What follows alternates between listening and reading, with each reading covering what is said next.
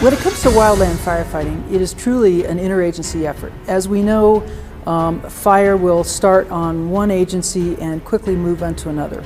And so we have worked for decades on these interagency partnerships between local government, state governments, federal government, and all partnerships, so that it's kind of one fight, one team. We work together, we train together, and we effectively fight fire together and provide support to save critical infrastructure, protect lives and property. There's a lot of factors. Weather's a big one. Fires create their own weather systems, believe it or not. And when you're flying low in the flames, it gets hot. You have a 14,000 pound plus system in the back of the airplane. You're very heavy, flying at almost the max capacity for takeoff. So when you have that and you start adding closer to the ground, you don't have a lot of time for error.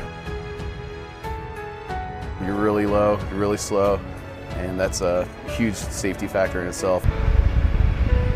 When we do our mass mission, we get all those elements. We have a limited performance because of the heat and the elevations that we fly at, and flying in the mountains are always challenging because the terrain, and then the airplane is extremely heavy when we fly. So all that put together, and then we fly these airplanes 150 feet above the ground in sometimes limited visibility, other airplanes around.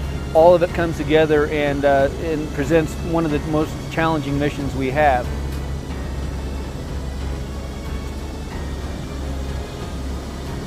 The real challenge is at the real fire, but most of the people that we have actually instructing us have been doing this for quite some time. So in most cases they have the breadth of experience so that we can actually discuss the what if, so that it's not the first time that we've thought about the concept when we actually encounter it on a real fire.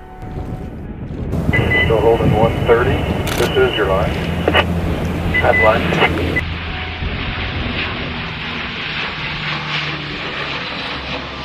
I got him, and it's stuck there too. You basically try to get eyes on the lead aircraft. You'll be altitude deconflicted. There may or may not be other fire tankers out there. Initially, they'll give you a first pass, which is show me pass. That's kind of just a rough walkthrough to show you exactly where they're going to want you to lay the retardant or the water. Once you've got a good grasp, you'll be cleared down to the drop altitude, and at that point is where you're following the lead in and making the drop based on what the ground people need to help either fight the fire or prevent the advancement of it. That all looks pretty good, so I think we're A firefighting mission goes wherever the fire requires us to go. So we are a support asset and we're a surge capability. The civilian tanker force is the primary call that the Forest Service will use. Once they need a surge, they'll make a request through the military chain of command, and then we can go out and support the fires. Last year, California was a hotbed, so we went out and did some support there. Sometimes it's in Boise. We just don't know. Fire's unpredictable. If something catches on fire, they need our help, they call for us and we go. The training that we do annually is critically important to be able to safely and effectively integrate the MAFs into firefighting operations when we call them. And it happens very seamlessly.